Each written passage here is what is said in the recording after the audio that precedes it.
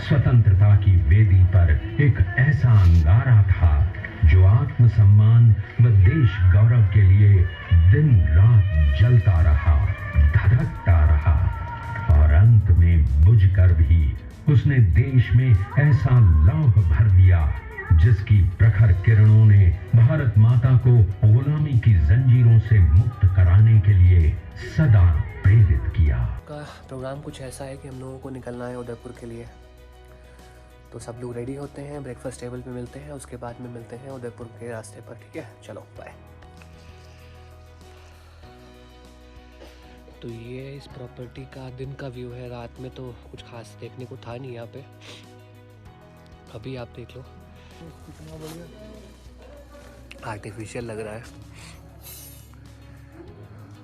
सुबह ब्रेकफास्ट का टाइम हो रहा है, उससे पहले हम आपको थोड़ा सा वॉक अराउंड करा देते हैं। यहाँ का प्रॉपर्टी अच्छी है, एक बार विज़िट कर सकते हो यहाँ पे। ये वो एरिया है जहाँ पे हमारा स्टे था।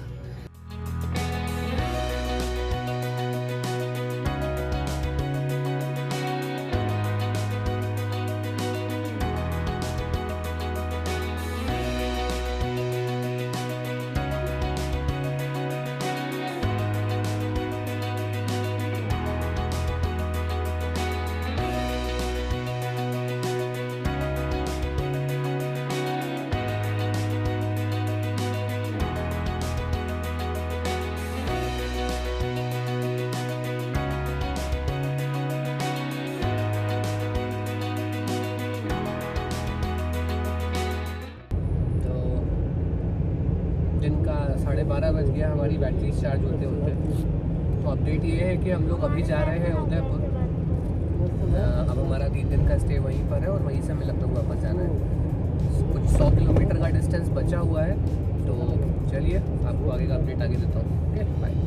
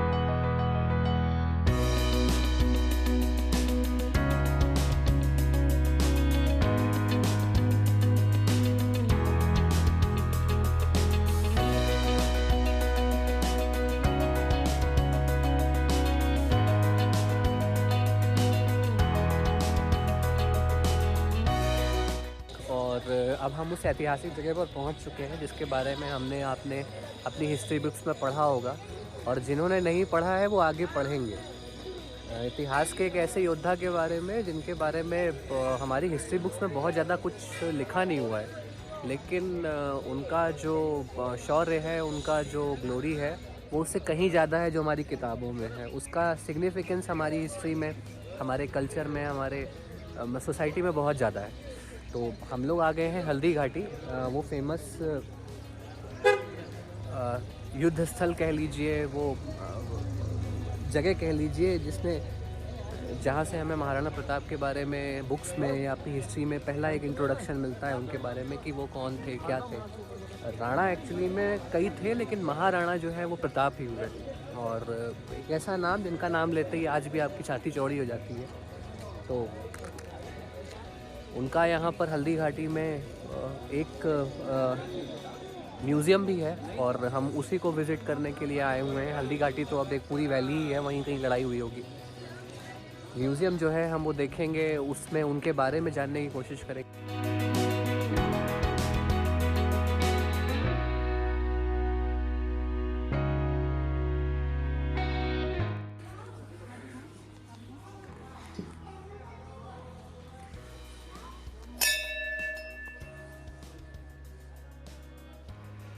ओम नमः शिवाय।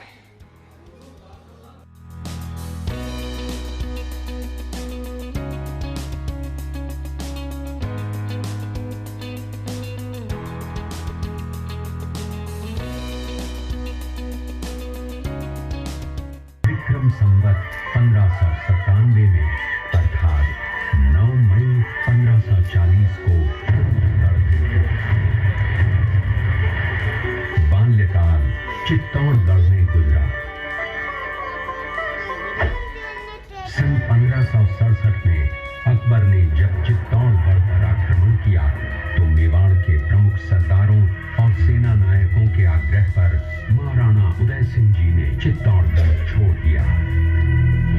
अपने देश, कुल, गौरव और मातृभूमि की मर्यादा के लिए प्राण न्योछावर करने वाले योद्धाओं और ललनाओं से प्रताप ने न केवल सीख ली बल्कि ये घटना उनके जीवन का आधार बन गई। अपने पिता के साथ दुर्गम पहाड़ों में रहने के बाद प्रताप ने गोगुंदा में अपना पड़ाव कायम किया। फरवरी 1572 को महाराणा उदय सिंह जी का देहांत हुआ। प्रताप की ज्येष्ठता और योग्यता को ध्यान में रखते हुए सरदारों ने उनको राजगद्दी पर आसीन किया। होली के दिन उनका गोगुंदा में राज तिलक हुआ। उस समय तक लगभग सभी राजाओं ने अकबर की अधीनता स्वीकार कर ली थी। एकमात्र महाराणा प्रताप ने अपना मस्तक अकबर के आगे नहीं झुकाया। अपने दृढ़ निश्चय का परिणाम प्रताप अच्छी तरह जानते थे। प्रताप मुगलों से लोहा लेने की तैयारी में जी जान से जुट गए। 18 जून 1576 की सुबह हल्दी घाटी और खमनोर के मध्य एक मैदान में ऐतिहासिक युद्ध हुआ जो बाद में रक्त तलाई के नाम से जाना गया। महाराणा प्रताप की सेना गोगुंदा से हल्दी घाटी पहुंची, जबकि सेनापति कुंवर मान सिंह जी जयपुर के नेतृत्व में मुगल सेना ने हल्दी घाटी के ठीक नीचे मैदान में अपना मोर्चा जमाया। मुगल सेना के हरावल दस्ते द्वारा घाटी में घुसपैठ करने के प्रयास की प्रतिक्रिया स्वरूप महाराणा प्रताप की सेना मुगलों पर टूट पड़ी। प्रताप के हरावल सैन्य दलों का नेतृत्व पठान हाकिम हासूर कर रहे थे।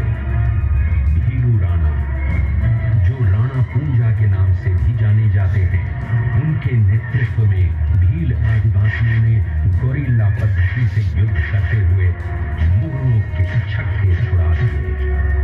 देखते ही देखते शाही सेना में खलबली मच गई। रक्त तलाई, घोड़ों की टापों, हाथियों की चिंगारों और तलवारों की झनकारों से गूंज उठी। चारों तरफ हाहाकार मच गया।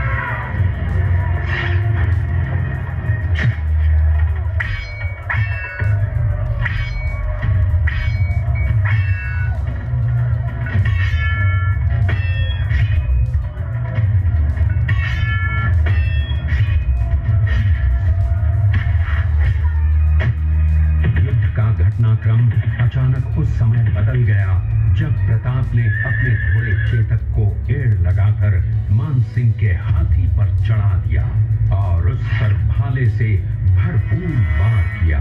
कुंवर मान सिंह जी ने अपना बचाव किया। हाथी से उतरते समय चेतक की एक टांग कट गई। इस स्थिति को भांपकर महाराणा प्रताप के हमशक्ल सेनापति झालामान ने महाराणा प्रताप से आज्ञा लेकर उनका राजमुकुट धारण किया। मुगल सेना झालामान को महाराणा प्रताप समझकर उन पर टूट पड़ी और झालामान शहीद हो गए। उधर चेतक ने अपने स्वामी को 5 किलोमीटर तक 3 टांगों पर ही लेकर एक बरसाती नाले को पार किया। उसके पश्चात उसके प्राण पखेरु उड़ गए।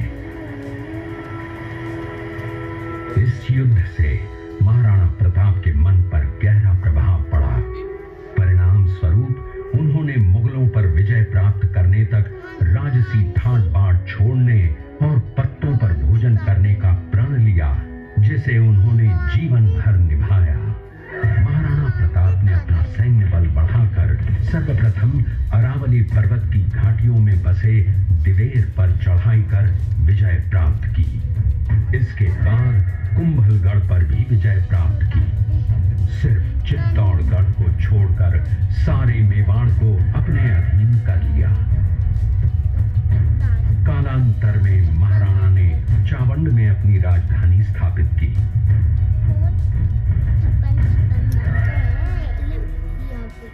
19 जनवरी 1597 को राणा प्रताप ने मात्र 57 वर्ष की आयु में इस संसार से प्रयाण किया।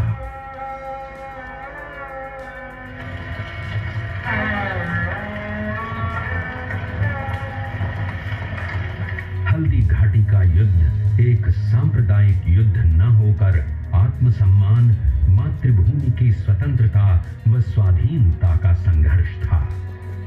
इसका प्रमाण ये है कि जहां पर अकबर की सेना के सेनापति जयपुर के कुंवर मानसिंह जी थे, वहीं पर महाराणा प्रताप की सेना के सेनापति काबुल के हाकिम खां सूर थे।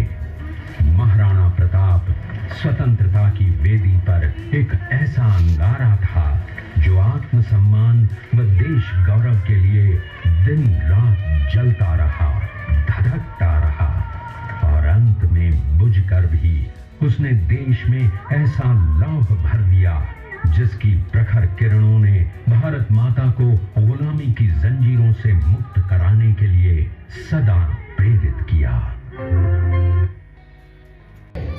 हल्दी घाटी युद्ध के बाद महाराणा प्रताप अपनी प्रतिज्ञा का पालन करने के लिए वनवासी जीवन व्यतीत करने लगे।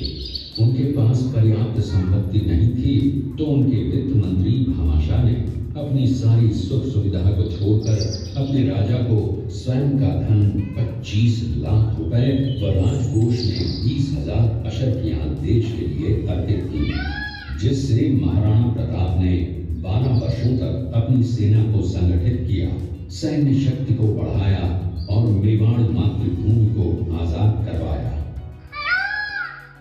चित्तौड़गढ़ में 3 मुख्य बड़े जौहर हुए थे।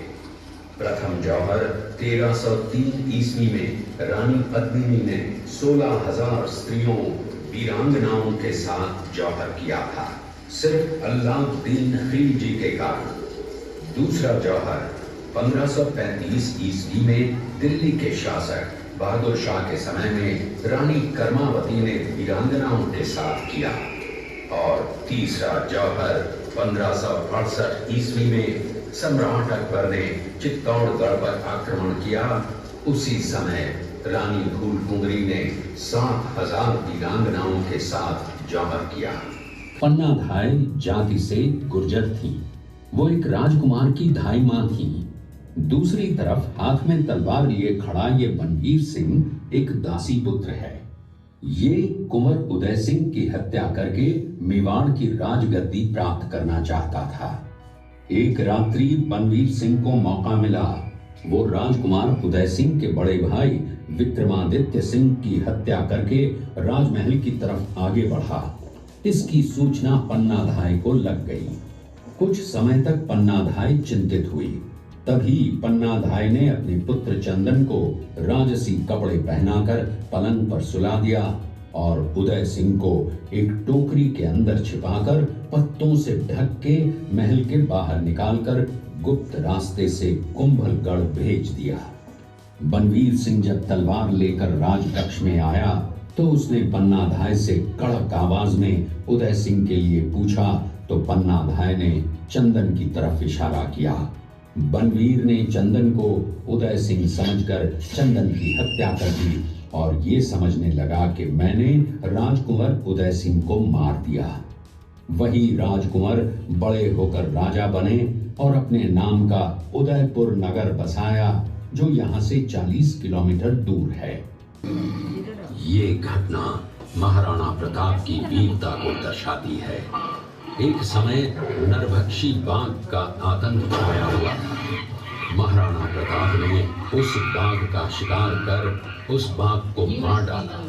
ये घटना महाराणा प्रताप की वीरता की प्रतीक है। महाराणा प्रताप ने प्रतिज्ञा की थी कि जब तक अपनी मातृभूमि को शत्रुओं से मुक्त नहीं करा लेता, तब तक न तो मैं महलों में रहूंगा, न किसी धातु के पात्र में भोजन करूंगा, न किसी गद्दी के बिछौने पर सोऊंगा। पत्ते ही भोजन के पात्र होंगे, जमीन ही बिछौना होगा।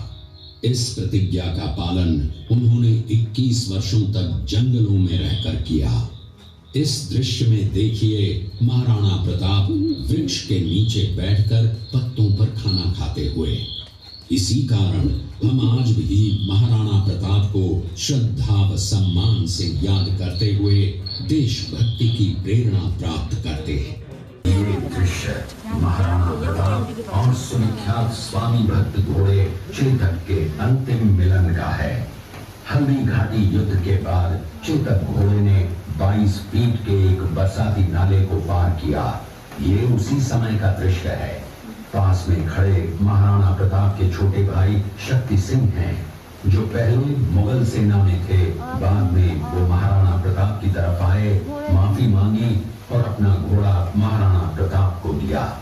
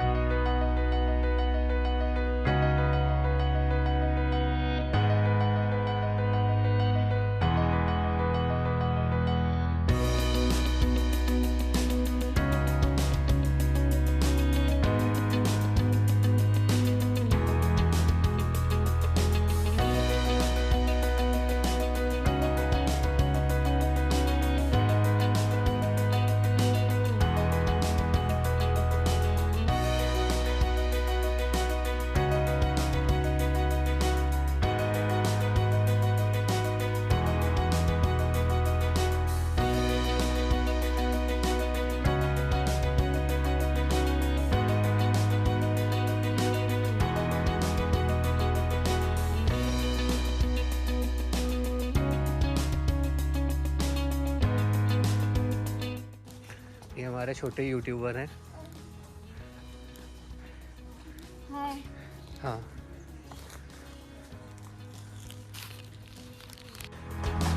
तो रूम का एक छोटा सा वॉक अराउंड टूर ले लीजिए।